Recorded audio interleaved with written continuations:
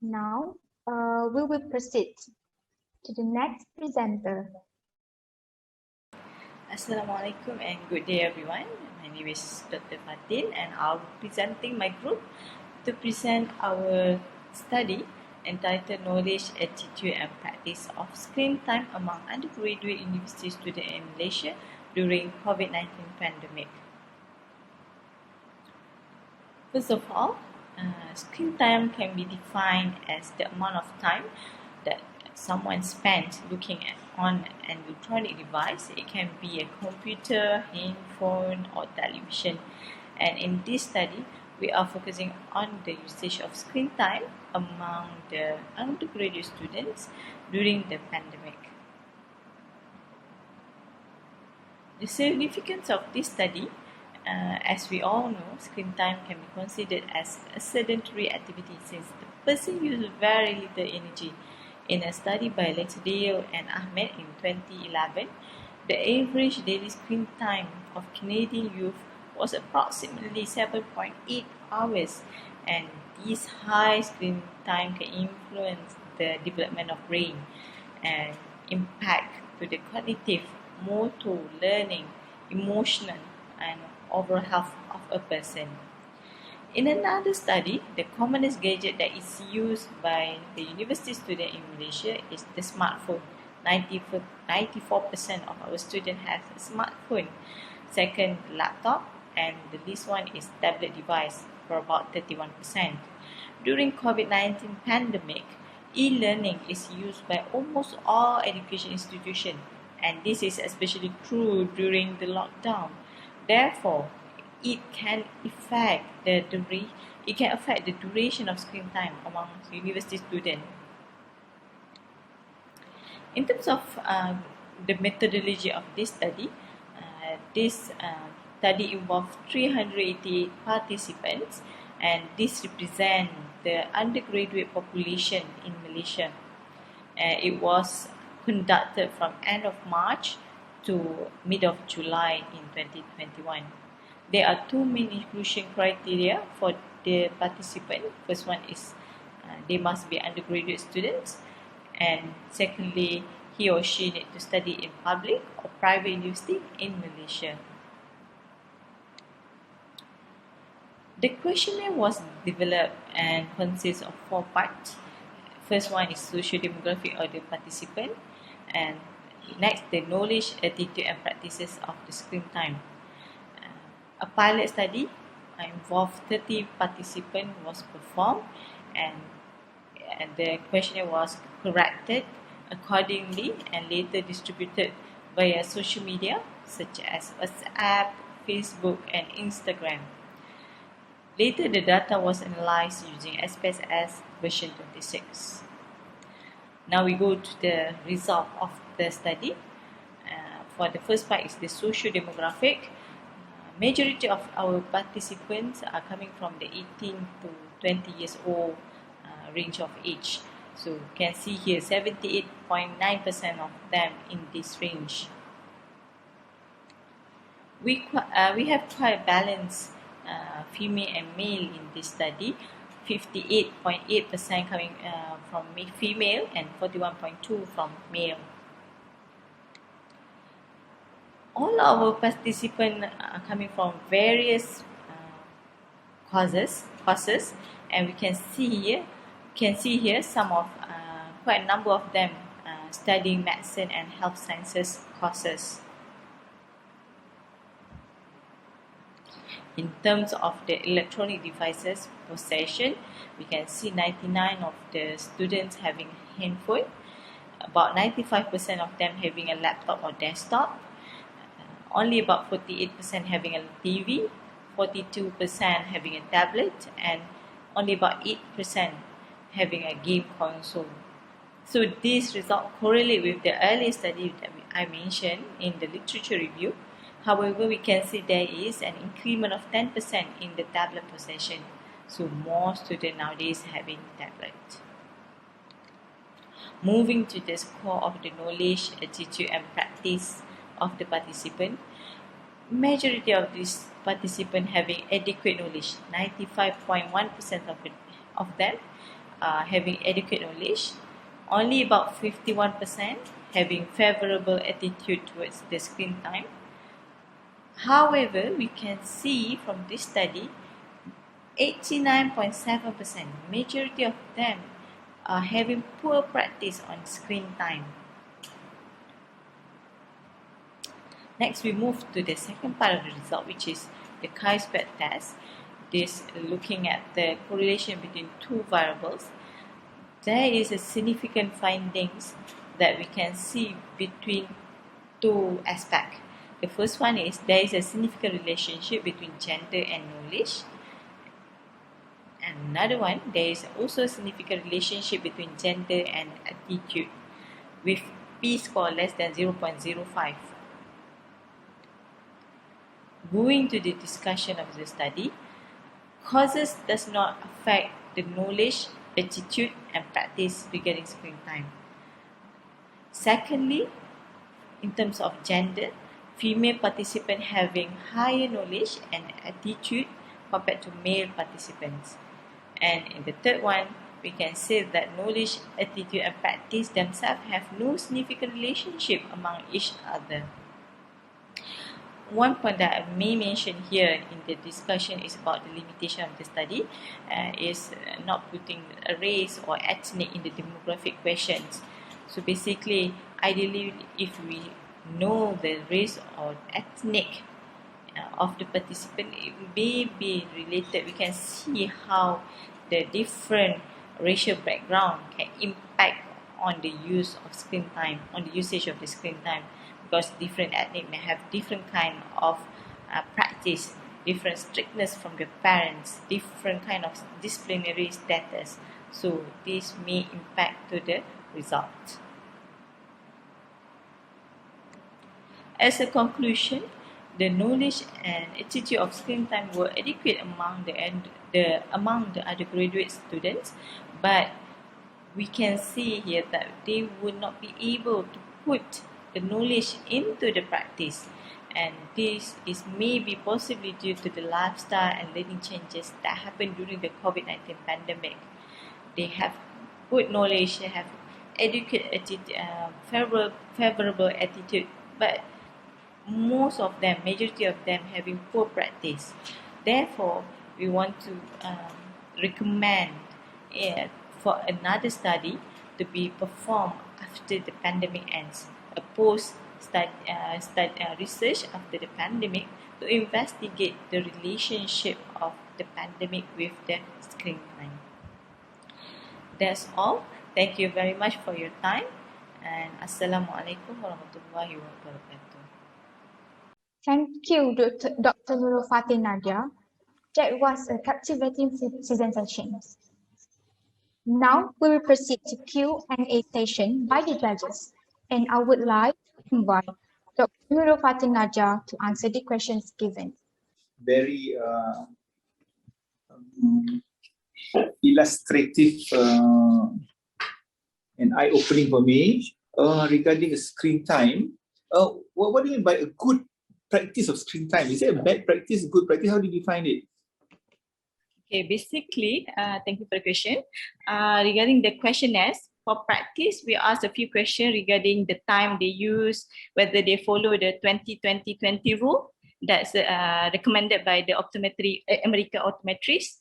So 20 minutes at one time looking at the screen and then rest for a while. So we asked that question again, whether they are doing it during the pandemic, and then we're looking at the symptoms that they're having, such as eye symptoms.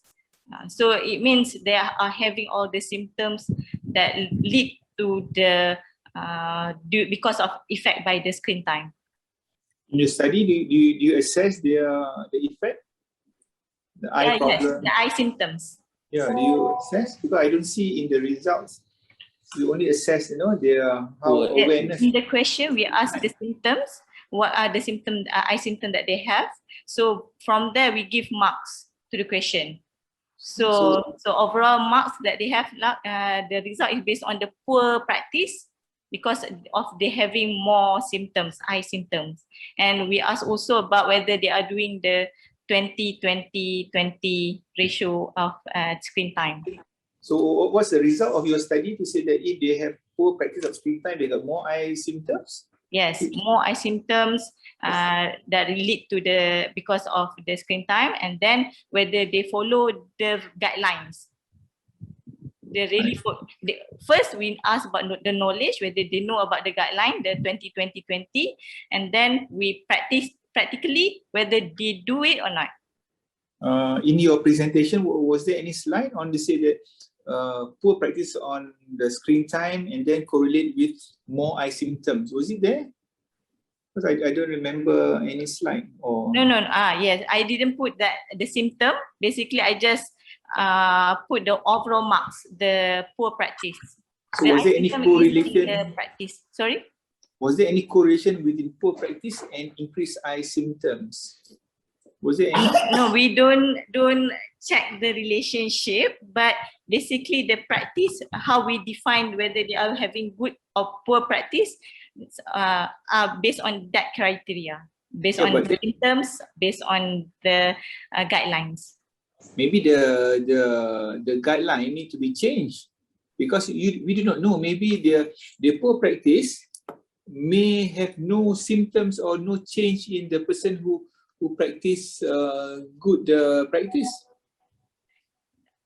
That's why they in the questionnaire they got marks for the guidelines. If they follow the guideline, the 20-20, they have marks, yes or no, 1 marks or 0 marks, and then symptom also. With symptom, 1 mark, without symptom. So we calculate the overall marks of the practice. But you did not correlate with poor practice and increased symptoms. They might not be any relationship. So then you cannot say if there's no increased eye symptoms, the poor practice is not relevant. Okay. So at this moment, we are looking at how the screen time impact how the student spend on the screen time. Yeah, ideally maybe in the future we would like to correlate and see how the eye symptom impact, because it's not that easy, because sometimes eye symptom can happen not just because of screen time, it can happen for other reasons also. So we need to exclude all other possible factors to correlate the screen time and eye symptom only. Okay, all right. Thank you. Okay, Dr. Fathen, very good presentation, a good study. Only that I would like to know about the, you have put a questionnaire on attitude. How actually you ask in your questionnaire for attitude? Okay, for attitude, let me check. I can't remember again. In terms of attitude, whether we ask the student whether they, I really remember actually, sorry. Sorry. We ask them about whether they are having, I can't remember, to be honest. Okay, later. Sorry, I can remember, but there's a few questions on attitude. Yeah. Okay, selection of student for this actually from all the all the discipline, or it is just from the medical student alone? No, there's one slide that I presented just now. They are from various courses. We don't put any exclusion criteria for that. So all the undergraduate student can involve and participate in the study. Don't you think it is a bit biased? For example, students who are taking computer science and so actuarial science, all that, probably they are spending much more time on the screen. Don't you think that? Yes. So how do you exclude that? But there's one mention here, but in the discussion, that based on the courses, there is no correlation to the results of the knowledge, attitude, and practice.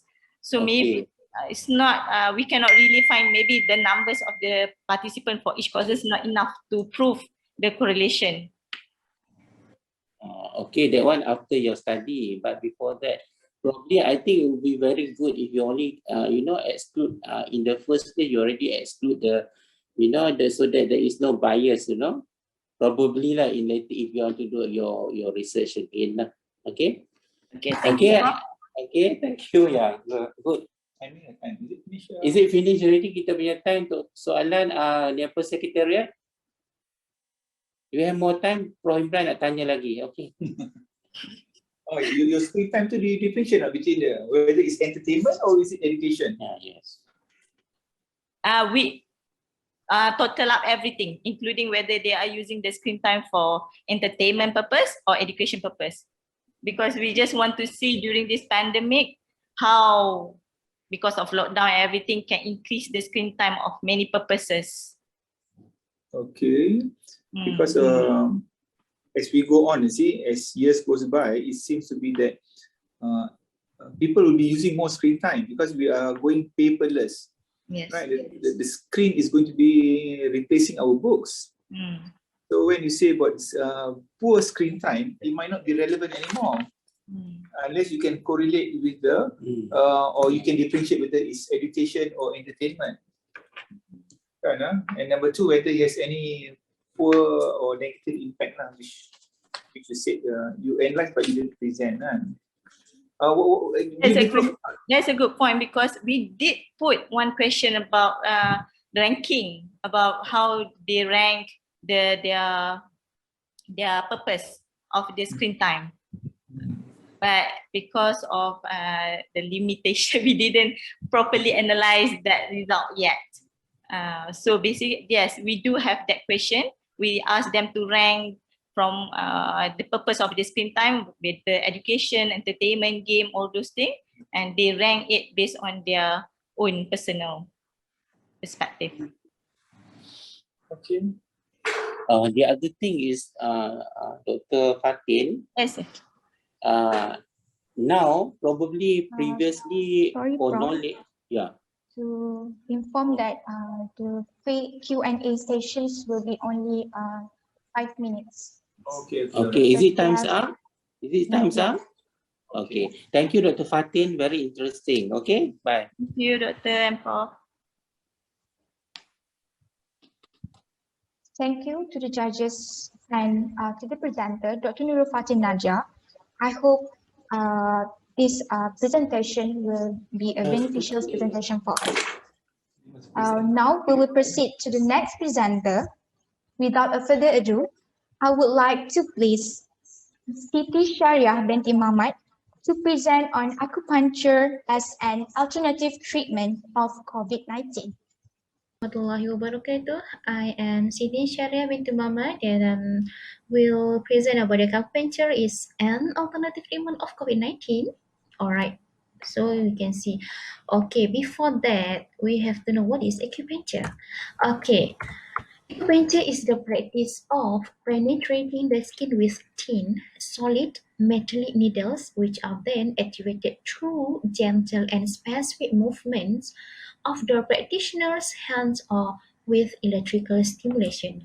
Okay, WHO also recommends acupuncture that is an alternative or effective treatment for over 40 medical problems such as allergies, respiratory condition, gastrointestinal disorders, gynecological problems, nervous condition and disorders of the eye, nose and throat, and childhood illnesses, among others.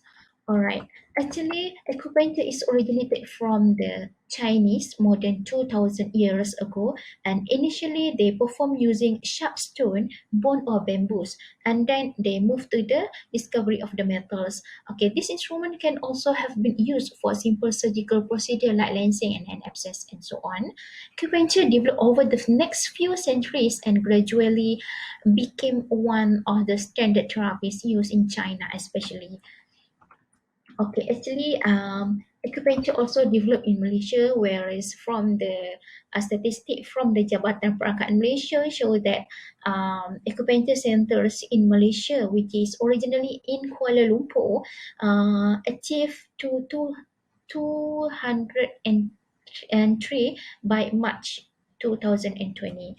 Okay, what's their mechanism? Actually,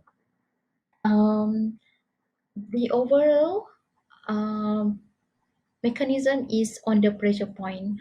Alright, when needles speak ataupun back to the skin, then acupuncture stimulation occur. Then what happen? Neural excitation and axon reflects to this mechanism, and then the release of the substance P. Then this substance will move in channel to muscle.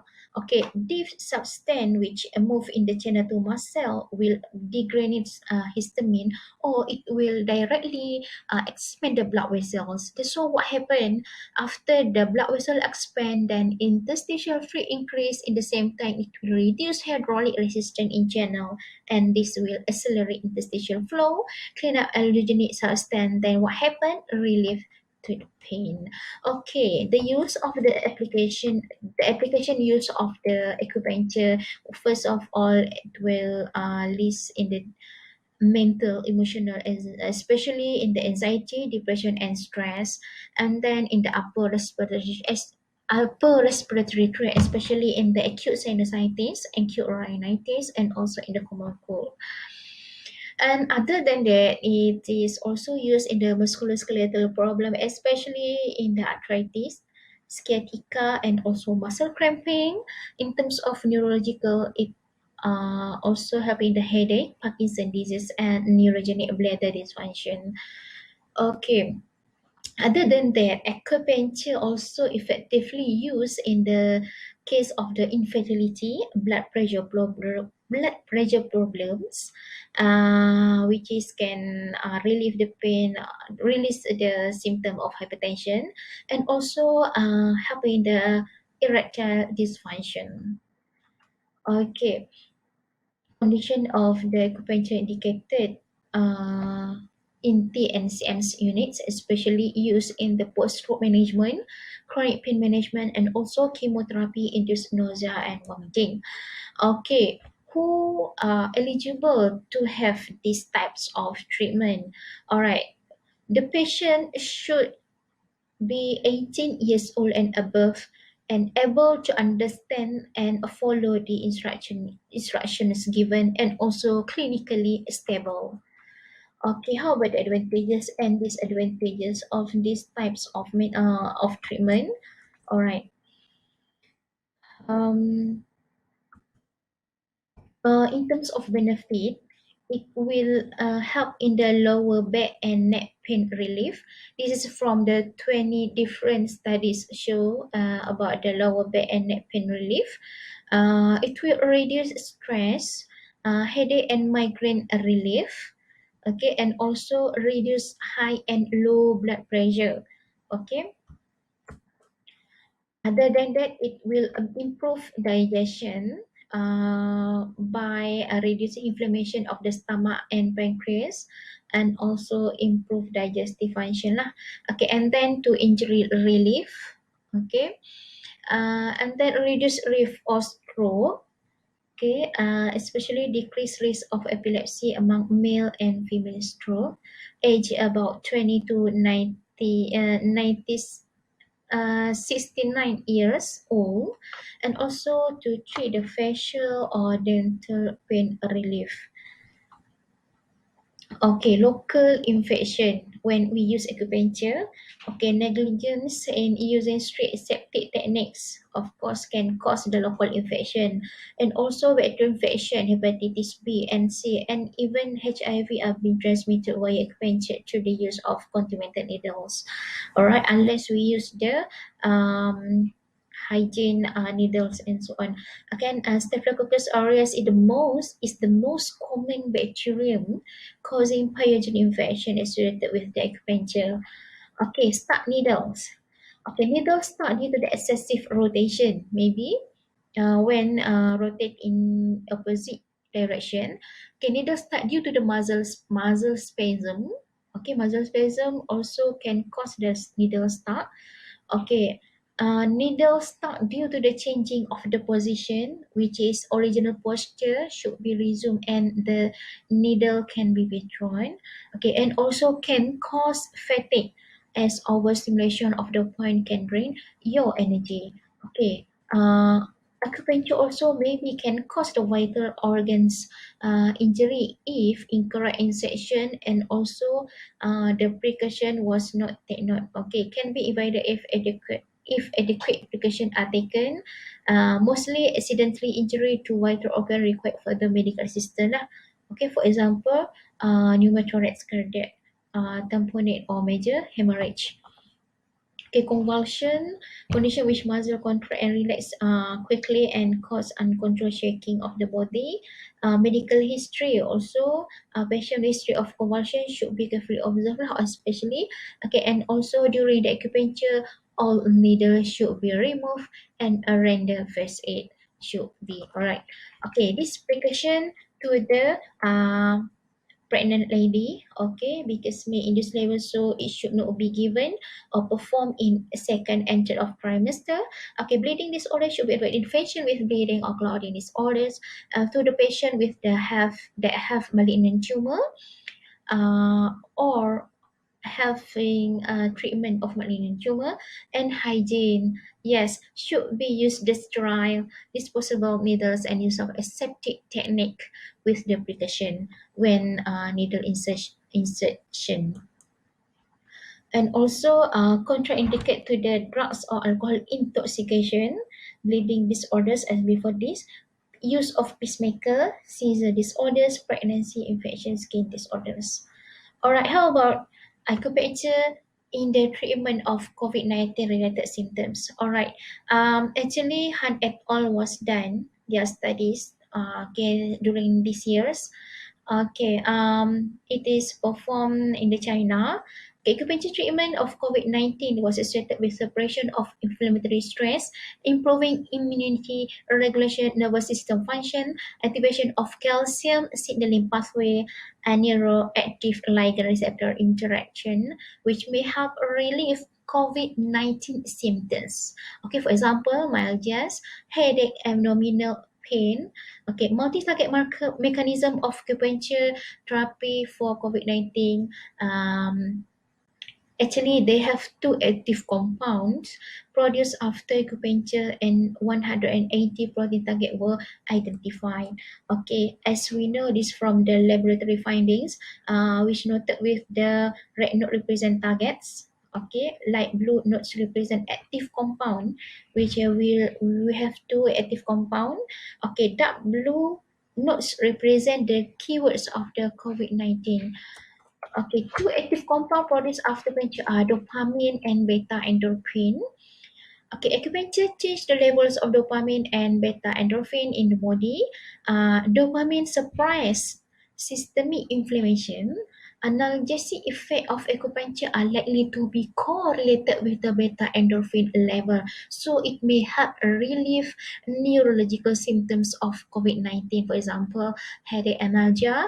The study state that anti-inflammation, immunity activation, and nervous system modulation were primary therapeutic pathway of acupuncture against COVID-19. So acupuncture may be effective against COVID-19 related symptoms, but it still need for the further studies about related to the symptoms of COVID-19.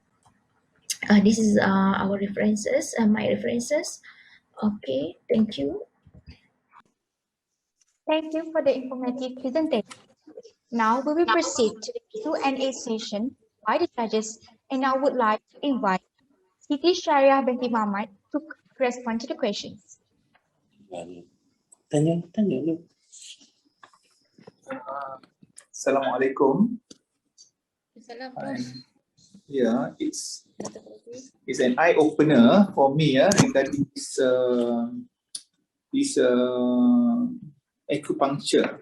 I just don't quite understand. One mechanism of action can cure multiple pathology. How does it work?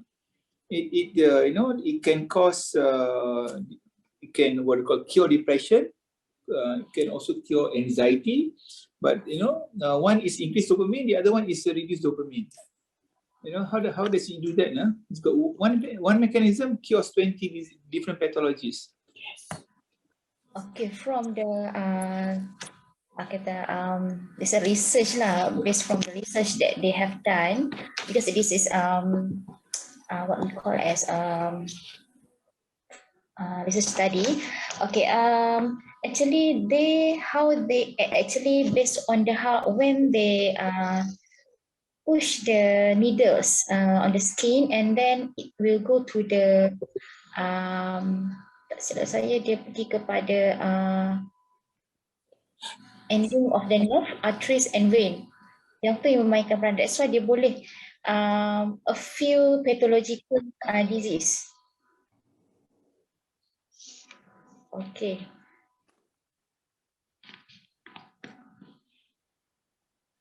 Prof? One more. You says that it can cure, it can control infection, right? And the other one, it can reduce inflammation. So that is a bit contradictory, kan? Because when you have an infection, you want inflammatory response. You want the macrophages to come in so that you kill the bacteria. But in rhinitis, you want to reduce inflammation. So you can have one mechanism that can control two separate pathology or two opposing pathology. How does it work? Because I'm a bit perplexed. Okay, secara overall, this is the study that they didn't mention how it works actually, because there is some debates regarding this acupuncture method, because contradict each other. But this is from the research was done. They report that that acupuncture can go for the further different pathological disease.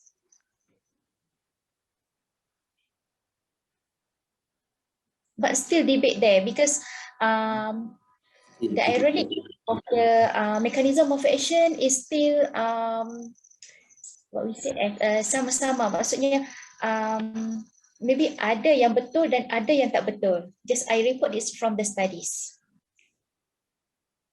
Okay, that's it. Okay, Siti, good presentation. Okay, but I would like to know from you, your title is Acupuncture as Alternative Treatment, isn't it? It's already right? Okay. Actually, it was as a question. Is it as an alternative to the COVID-19 treatment or not actually? Because in your statement you are saying that for COVID-19 it is it is a complementary. So I was confused. Okay, whether it is whether it is alternative or complementary. Probably you can define for me what is complementary, what is alternative treatment. Boy, soalan Prof. Lagi sekali Prof. Since your title is alternative treatment of COVID-19, but in your presentation you are saying that it is complementary. So I'm confused. I'm confused. Okay, so can you please explain whether it is complementary or is it alternative, or can you please explain what is it? Actually, complementary ni combination to enhance or to emphasize the qualities of the treatment. So this is under categorized, even though under categorized of TCM. Maksudnya dia di bawah traditional and complementary medicine. One. Okay.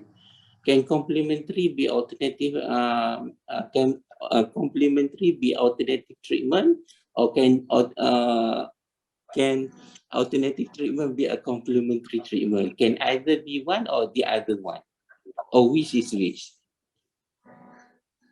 But then again, am I confusing you, or I am confused, or which is which?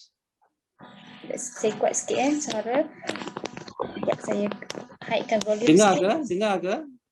Baru kuat sikit. Sorry. Okay, can you say that complementary can be an alternative medicine, or alternative medicine can also be a complementary medicine, or which is which?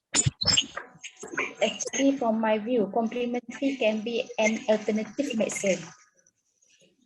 Okay. Okay. Complementary. Or maybe you explain, you define for me what is complementary, what is alternative. Alternative means this different way that we use to treat something or disease. Okay, complementary means combination. Combination therapies such as, for example, aromatherapy and so on. Am I correct? Okay, I should be asking you because you are the presenter, you know. Okay, thank you for the explanation. Only one more thing, okay? You have said that this acupuncture can help in lowering the blood pressure and also erectile dysfunction. Can you explain how? Okay, let's check.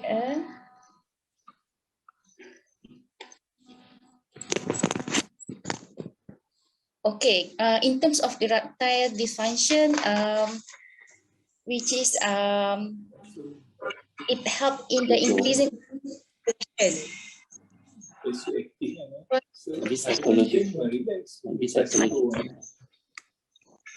Okay, go ahead.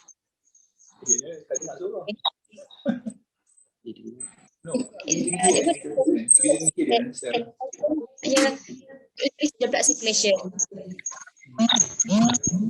Increase blood circulation. Okay. Increase blood circulation, is it? Yes, circulation. For erectile dysfunction. What about your decreasing blood pressure? Is it because of vasodilatation or what? Yes, because it also can cause the dilatation of the blood vessels. Tapi, but that one actually not it's minor je lah. That one is minor. It's not major. Okay. It's like Okay, I think that's it. Thank you, Dr. Siti. And this is thank you. Yeah. 5 minutes up. It's 5 minutes up, the chairperson. Chairperson, Leha, is it 5 minutes up or we can ask more?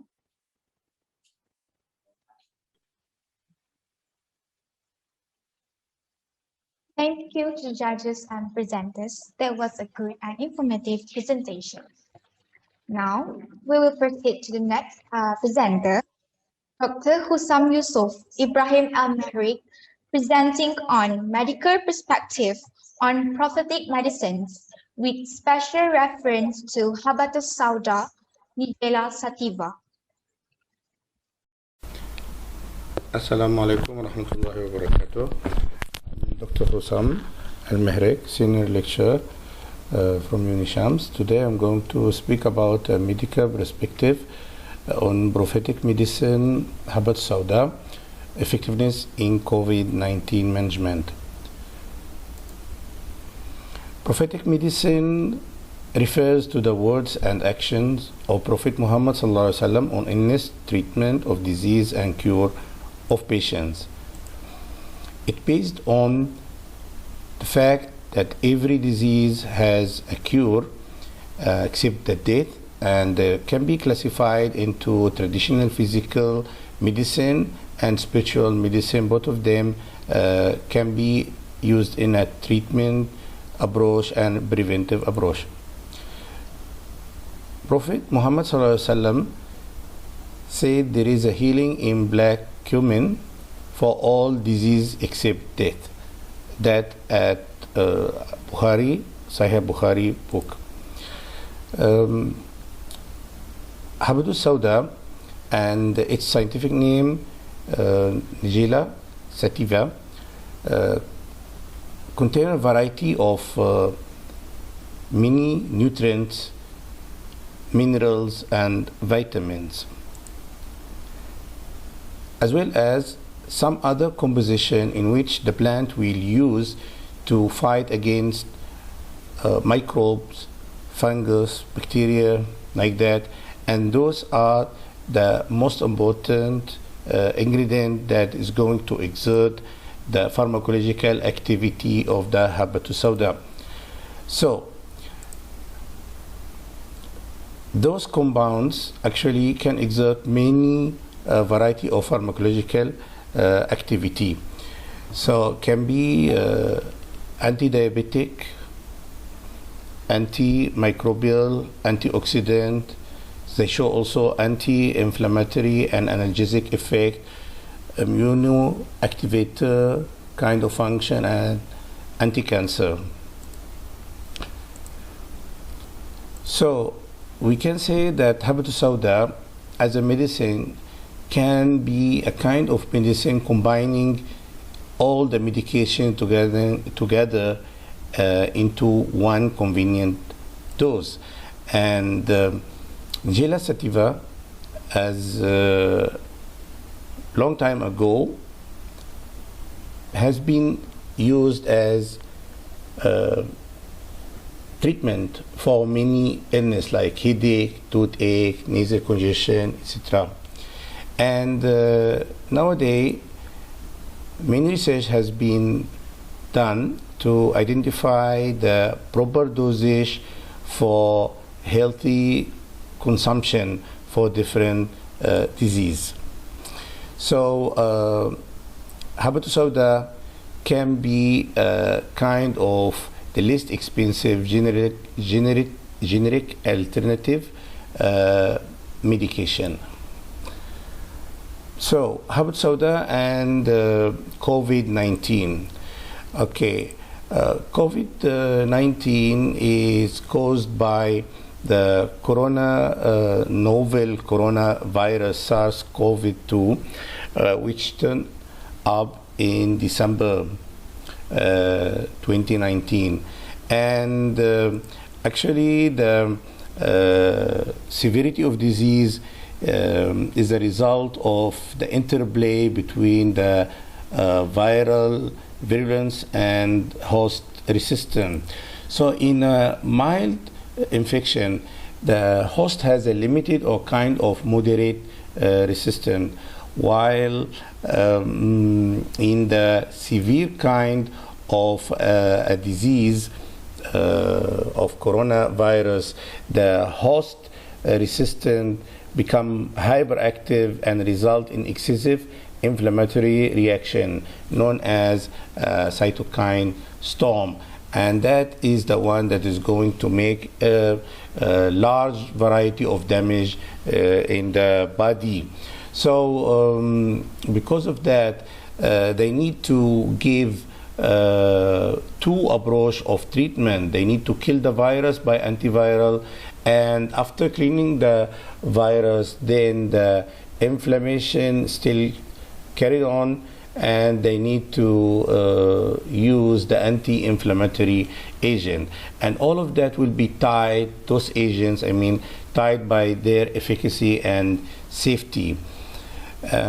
So far nowadays everybody is speaking about to make a healthy community, and that one will be reached by the concept of vaccination and giving vaccine for whole the community. But for the vaccine itself, there is some issues also need to be addressed.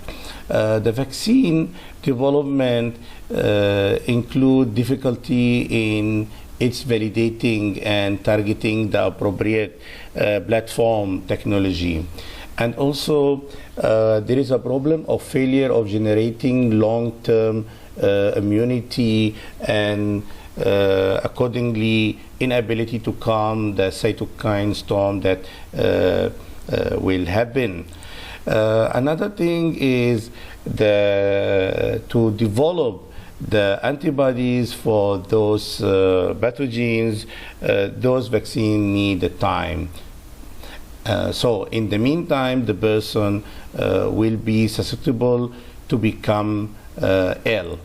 And last thing is, any antibody has been created by the body will be directed for one pathogen, and generally do not protect against another pathogen except when two pathogens are very similar to each other. So all of that makes it is very important to still for the time being to rely on treatment modality. So the antiviral approach and the anti-inflammatory approach. And the anti-inflammatory approach carried a very large interest because the problem for the COVID-19 is the cytokine storm. Okay, so the anti-inflammatory or immunomodulatory therapy may improve the outcome for the COVID-19, and they stated can be with or without the combination of the antiviral agents. And you can see here as a target tissue the alveolar tissue in the lung. You can see the coronavirus is attached to a specific receptor here. So in this paper recently published, stated that the SARS-CoV-2 spike protein have a specific receptor to target in the body, which is angiotensin converting enzyme to receptor. And guess who else can combine to this receptor? Yes, Nigella sativa composition. Okay, some of the composition already can combine with that receptor, so can work as inhibitor and can prevent the coronavirus to bind with this receptor. Other composition of the Nigella sativa also exert some antiviral action and also kind of immunomodulatory effect. Important composition of Habbatus Sauda is thymoquinone, and these exert antioxidant effects as well as inhibiting the inflammation response, and because it carry hydrophobic characteristic, it can invade the cell membrane, the lipid bilayer of the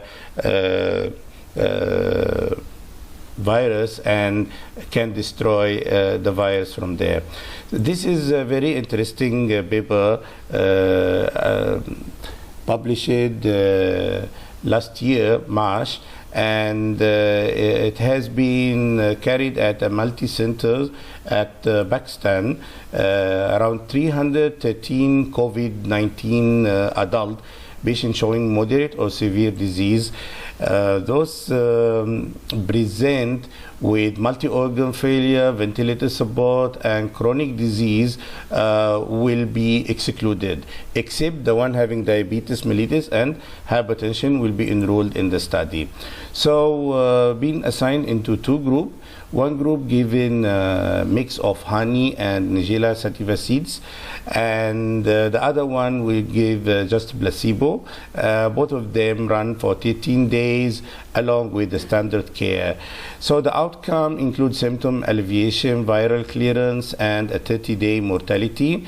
And the result was significant improved symptoms, viral clearance, and the mortality in COVID-19 patients. So all of that make them to suggest that this combination of honey and Nigella sativa, Habbatus Sauda, can be an affordable over-the-counter therapy and can either be used alone or in combination with other treatment to achieve potentiating effects against COVID-19. So summary, prophetic medicine is a medical knowledge and practice based on Prophet Muhammad hadith with regards to sickness, treatment, and hygiene, giving the balance between physical and spiritual approach.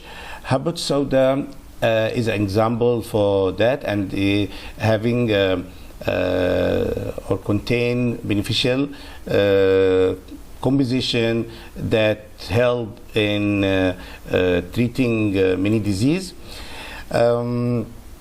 BD preparation are available for the Habbatus Sauda as a powder, oil form, capsule as well. Habbatus Sauda could be a helpful supplement to control cytokine storm in COVID-19 infection and may be added to its management, especially for patients with comorbid conditions. The use of Habbatus Sauda should be taken under medical care in special conditions like in chronic kidney disease. So everybody take message back home that Habbatus Sauda has a great benefit with its active constituents of Nigella sativa. It has been identified as potential inhibitor of SARS-CoV-2 receptor. Since then, it will help in the management of COVID-19, but more randomized controlled trial are required to confirm those effects and to be used as an alternative herbal medicine. Okay, thank you very much. Those are the references.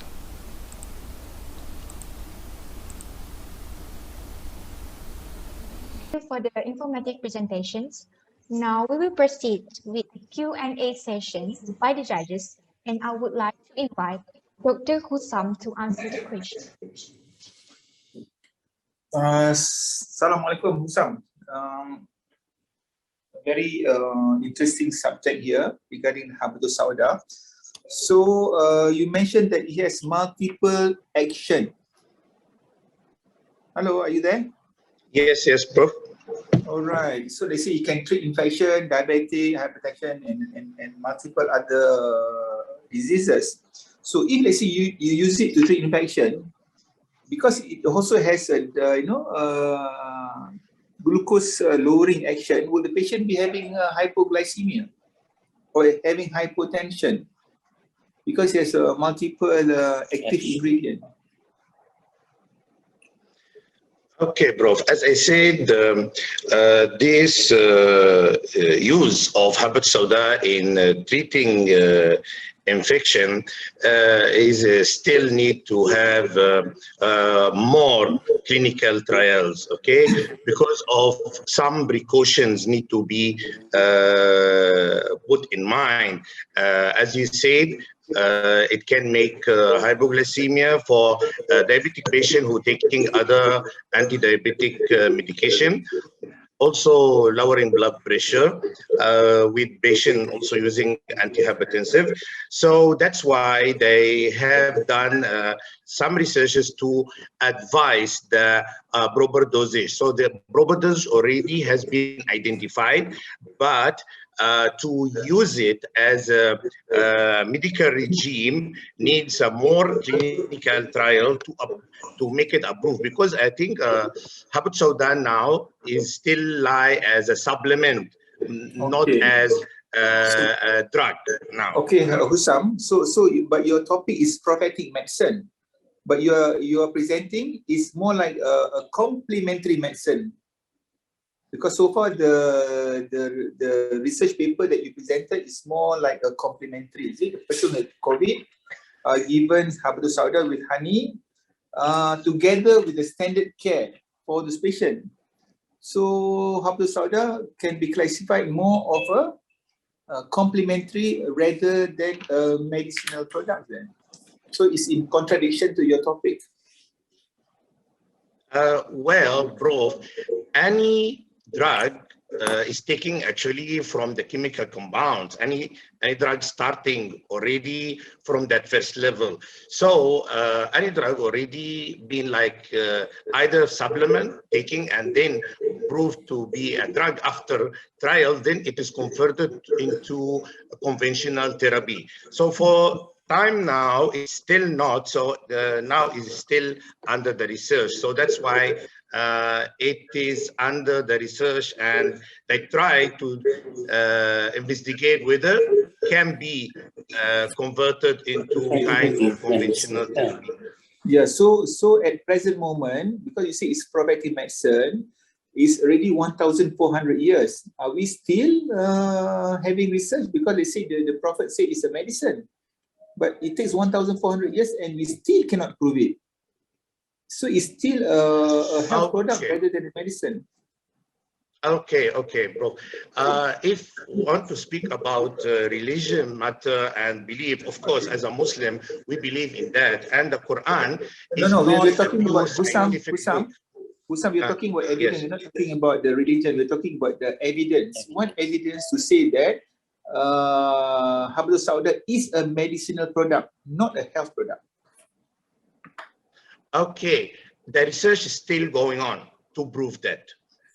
Because not much of researches has been done, but I think coming with this infection nowadays, COVID-19, it brings the interest people to make more interest and prove that one, Prof.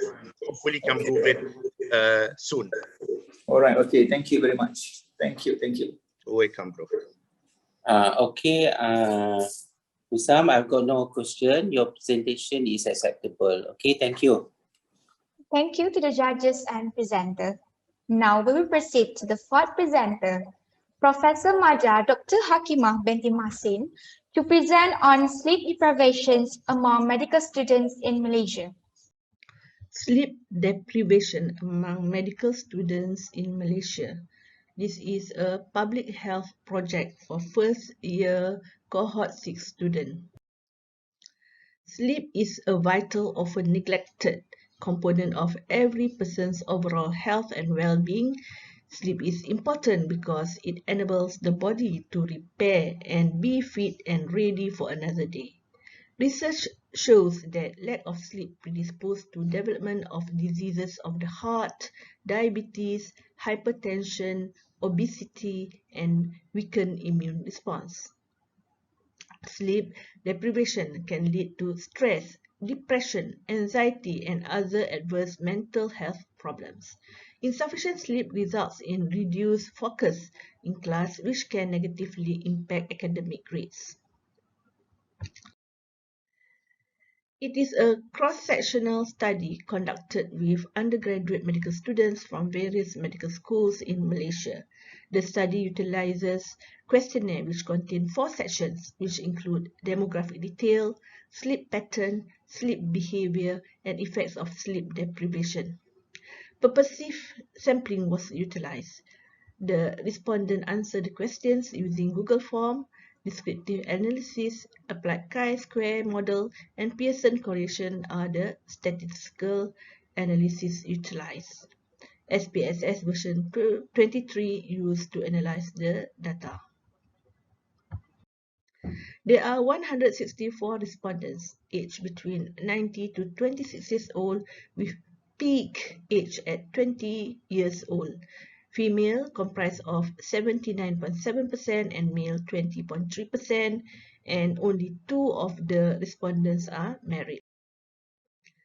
Out of 164 respondents, 107 respondents, that is 65.2% perceive they are sleep deprived.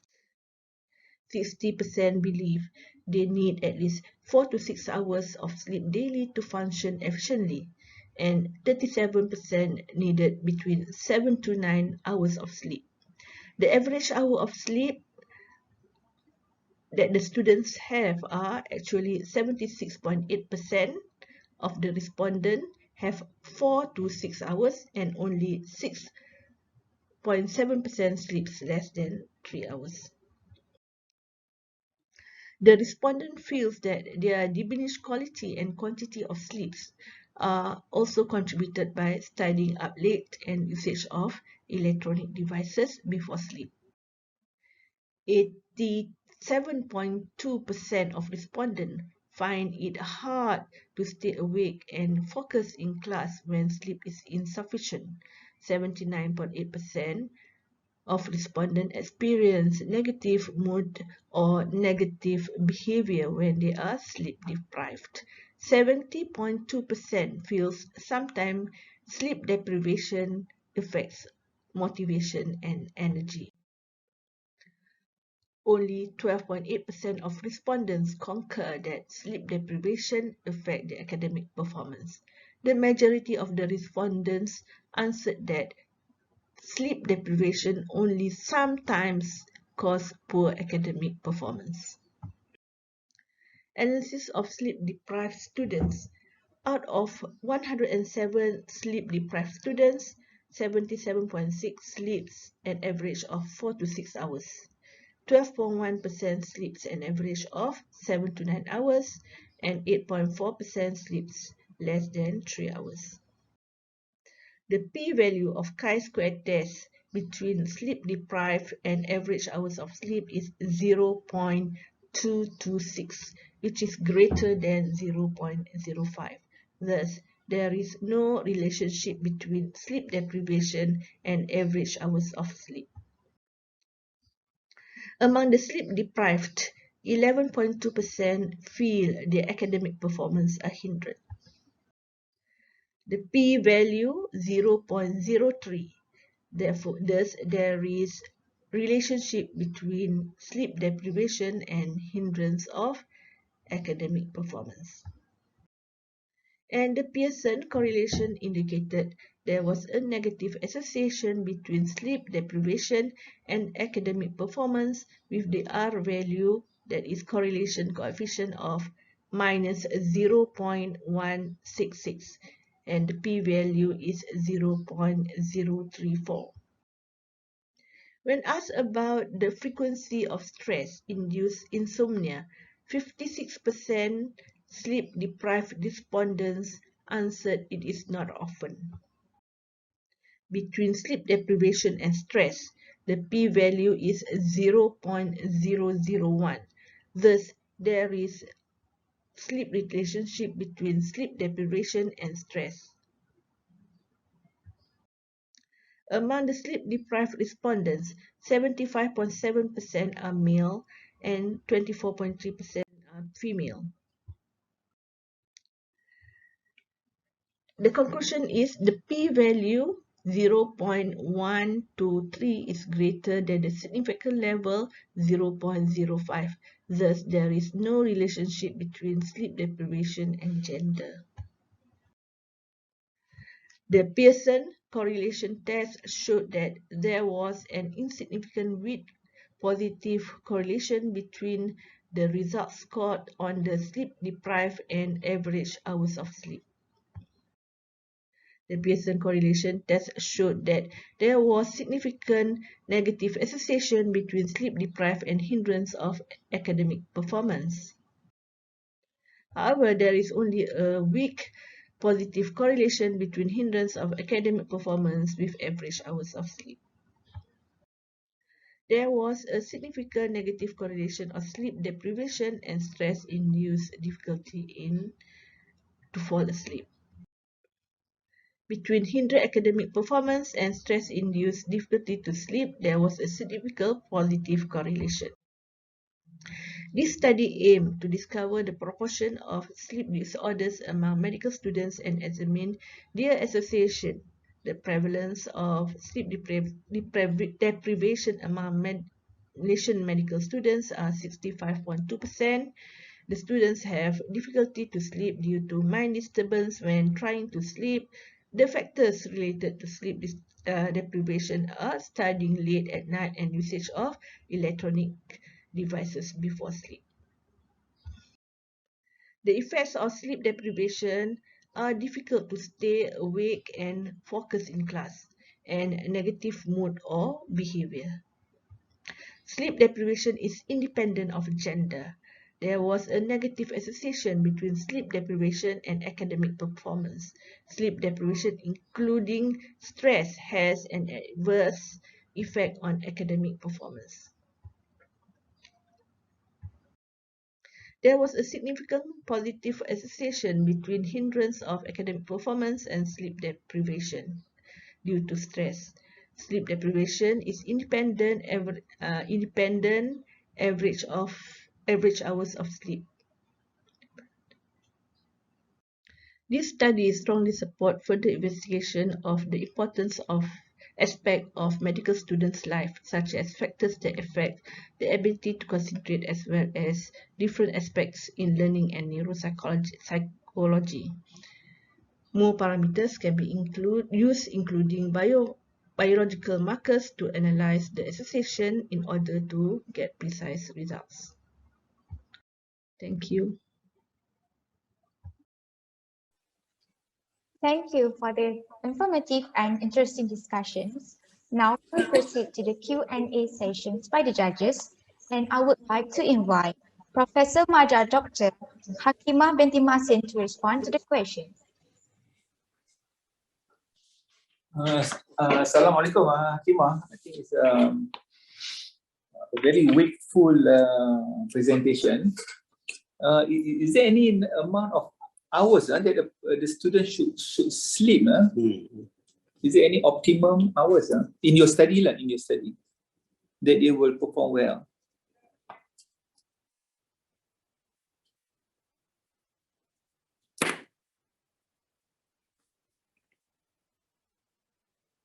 Aku tak gerak.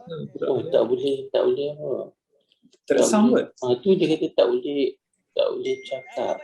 Assalamualaikum warahmatullahi wabarakatuh. Thank you, Prof. Imran. From the study, actually, it is just the students' perception. We ask the students about the perception. Actually, we don't really objectively measure the sleep. But the students' perception, most of them think that they should have between 4 to 6 hours of sleep to be able to function efficiently during the day. Yeah. 8 hours kan. So okay, so the perception may be wrong lah. They might, in other words, they think they sleep less, they don't do well. They might be the opposite, is it? Because we don't measure. Yeah, I think maybe because there are a few studies that we do not correlate with the performance, the performance. I think there are a few studies that have done which correlate with the CGPA, and maybe the further study that we can do is to correlate with CGPA lah, which will be more, kita panggil more objective. Okay, this sleep deprivation in your study, is it due to too much reading? I mean, educational material, or too much WhatsApp? Is there any difference in academic performance? Because people sleep late because some of them read books, kan? I mean, they read books. It's not about electronic, kan? Your study, kan? It's just about sleep deprivation. So they might be reading textbook. And the other fellow might be, play games or WhatsApp. Is there any correlation with that? The study did not yet do that, but because we have not yet done that.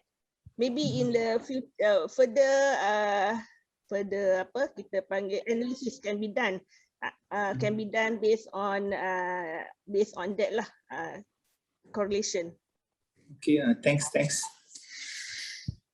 Okay, thank you so much. Okay, a very interesting topic, interesting research being done by the student, and of course with you, Prof. Hakimah.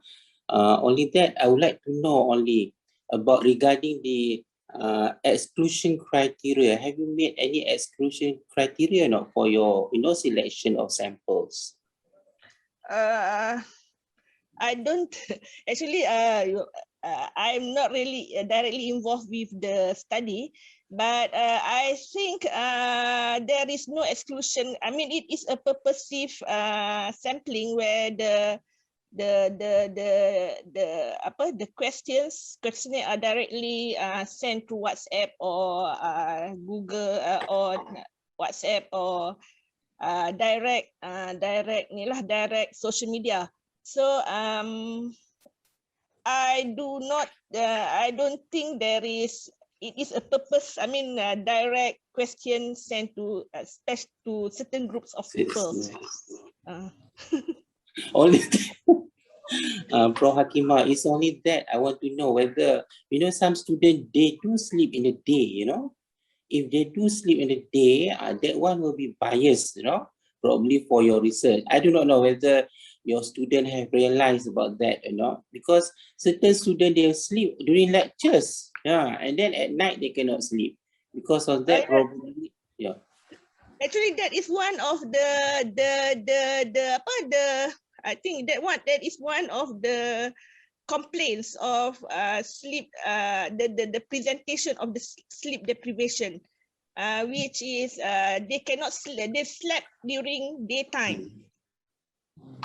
I think my opinion, I think maybe my recommendation is that maybe we should do a special study for our students, and because then only we can, to take action, to make remedial action. It will be, it will give information for us to take remedial action for our students lah, if we can do further study on our students.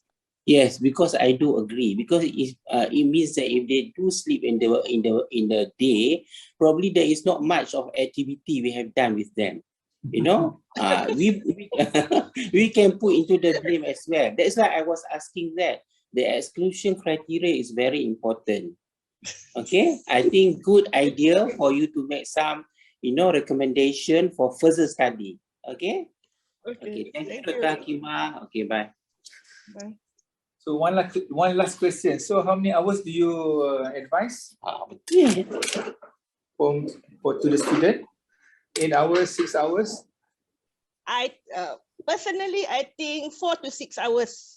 4 to 6 hours. So they sleep. They will sleep at 1 o'clock. 1, 2, 3, 4, 5. They wake up already. Wow. I do that. I don't know. You sleep 4 hours a day at night. But usually we take some nap in the morning, in the afternoon, right? Okay. Okay. Thank you to the judges and to the presenter. That was a great discussion.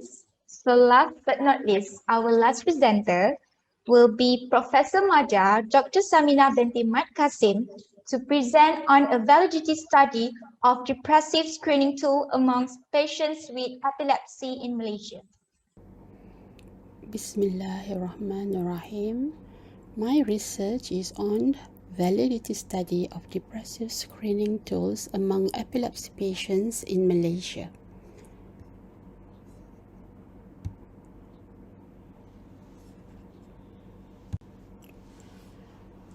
So in my study, I am comparing 3 standard depressive screening tools: the Hospital Anxiety Depression Scale, which is HADS, the Back Depression Inventory, the BDI, the Major Depression Inventory, the MDI, with the gold standards of schedules for clinical assessment in neuropsychiatry, SCAN, for depression in epilepsy patient. What motivates me to do this study is that depression is the common psychiatric comorbidity in epilepsy, with the prevalence ranges from 20 to 50%. However, it is often overlooked, undiagnosed, and untreated. The reasons were because of lack of time to assess the depression, or it could be the unfamiliarity with the assessment methods, and also the ignorance about the treatment approaches. All epilepsy patients should be screened for depression. So, a lot of suggestion was made, especially the use of self-rating instruments to identify depression. So there's a need of accurate and rapid methods of screening for depression, and thus appropriate referral can be made. An ideal screening tools should be easy to administer and score, acceptable to the patients, and also must be accurate. So the aim of my study is that to examine the validity of HADS, BDI, and MDI against SCAN as a gold standard, to analyze the receiver operating characteristic, the ROC curves of the HADS, BDI, MDI to scan, and also to determine the cutoff points for discriminating between subjects with or without depressive disorder based on ROC curve and the area under the curve AUC. And lastly, to determine the positive predictive values, in which means that the probability of depression among patients with positive tests, and also negative predictive value, the probability of no depression among patients with negative tests for each screening tools. So about 100 samples of patients who attended neurology clinic at Hospital Kuala Lumpur underwent schedule for clinical assessment in neuropsychiatry interview, and all samples also completed 3 self-reported depressive tools of HADS, BDI, and MDI on the same day. The ROC curve was used to evaluate the diagnostic accuracy of HADS, BDI, and MDI to diagnosis made by scan. The ROC curve was plotted to determine the optimal cutoff points for HADS, BDI, and MDI in relatives with scan. The positive and negative predictive value were calculated for the optimal cutoff point. So the findings. In comparison of the ROC curves of HADS, BDI, and MDI, it shows that all the standards depressive tools were able to discriminate well between the samples with and without depression. HADS total has the largest area under the curve, which is a 0.872, followed by the BDI 0.867 and MDI 0.843. So HADS total has the best discriminative properties. Looking at the cutoff points, HADS total at 11.5 had high sensitivity 97.3% and moderate specificity about 65.1%. BDI at cutoff point 13.5 has 83.8% of sensitivity. MDI at 12.5% has 78.4%. HADS total, the score of 11 and below indicated that absence of depression, and the score of 12 and above indicated the presence of depression. So in summary, when we look at the tables, HADS has high sensitivity 97.2% and moderate specificity 61.1%, low positive predictive value and high negative predictive value at 98.9% at cutoff score 11.5. BDI had high sensitivity 83.8% and moderate specificity, low positive predictive value and high negative predictive value with 95.1% at cutoff score of 13.5. And MDI at 12.5 cutoff score has high sensitivity 78.4% with moderate specificity 76.2%, low positive predictive value and high negative predictive value. So it showed that all screening tools have high sensitivity and high negative predictive value, which are a very good screening tools. And all the screening tools have moderate specificity and low positive predictive value, which is not used for diagnostic tools. A good diagnostic tool should be high specificity and high positive predictive value. So in conclusion, it showed that most of the standard depressive scales, HADS, BDI, and MDI, are good for screening for depression in epilepsy patients, but the HADS is the best. So hopefully with these studies, it will help the doctors to detect depressions among epilepsy patients with using HADS as the screening tools.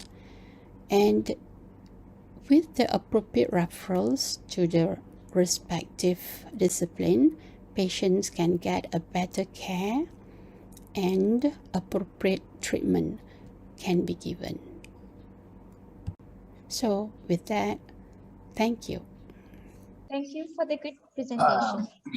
Now we will proceed to the Q&A session by the judges, and I would like to invite Professor Madya, Dr. Saminah to answer questions. Oh, so. Hello, Assalamualaikum. Waalaikumsalam warahmatullahi.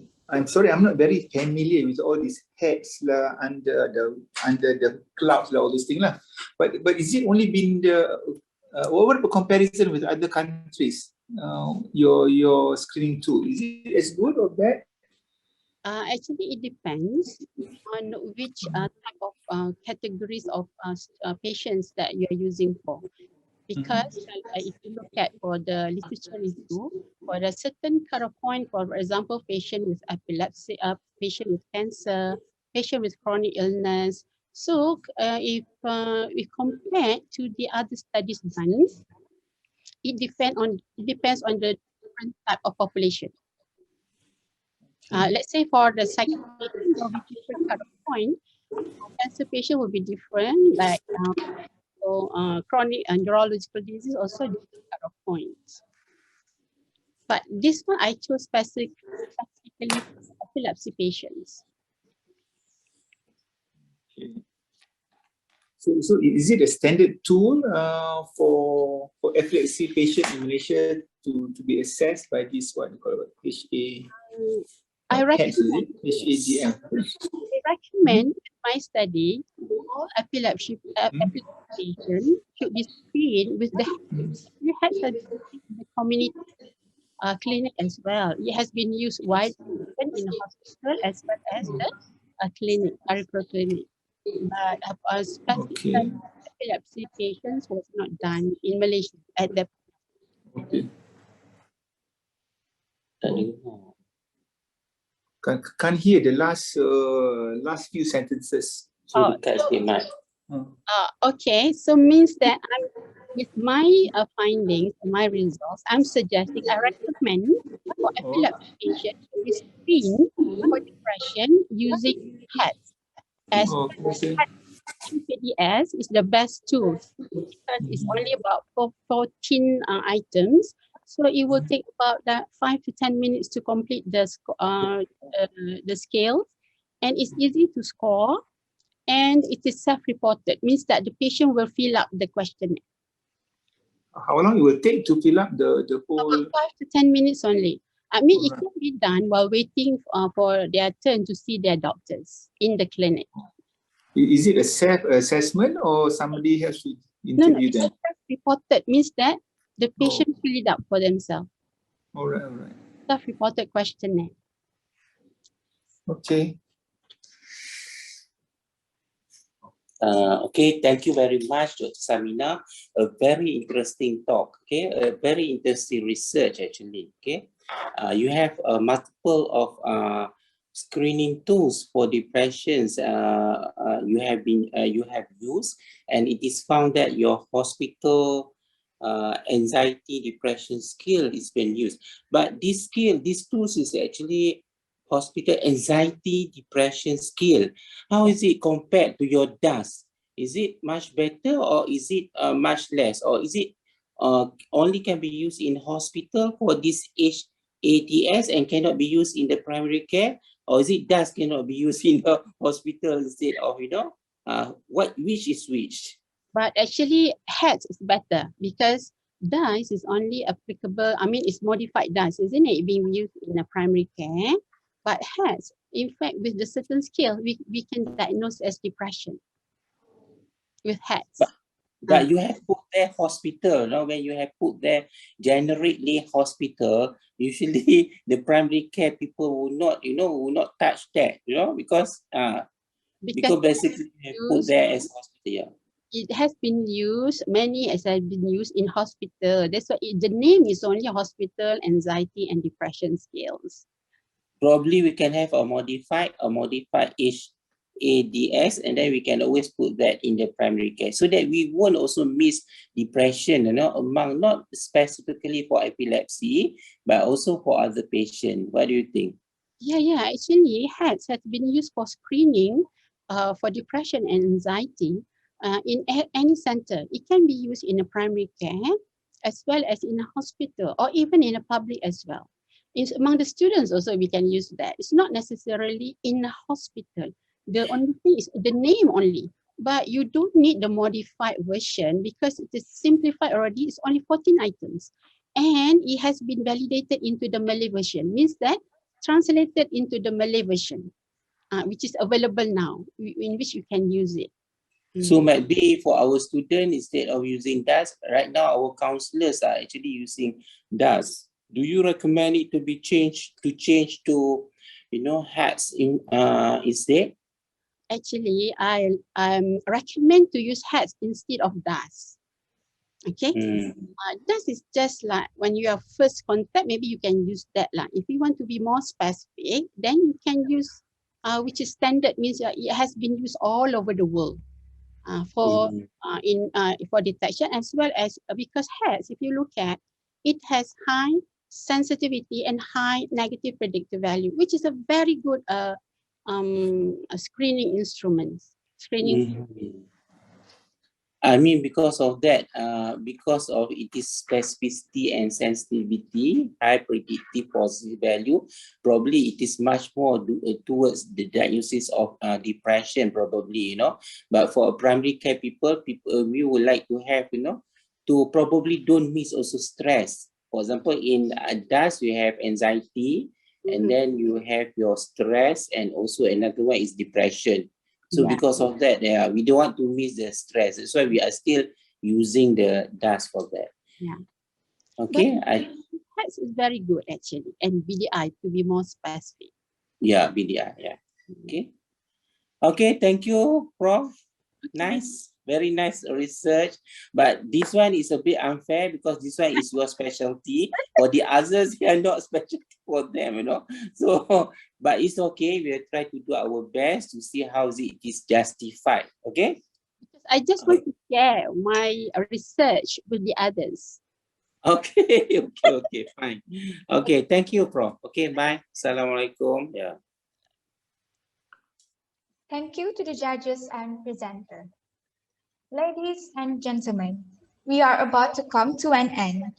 On behalf of the committee, as the moderator, I would like to apologize if there are any mistakes or technical issues throughout the program.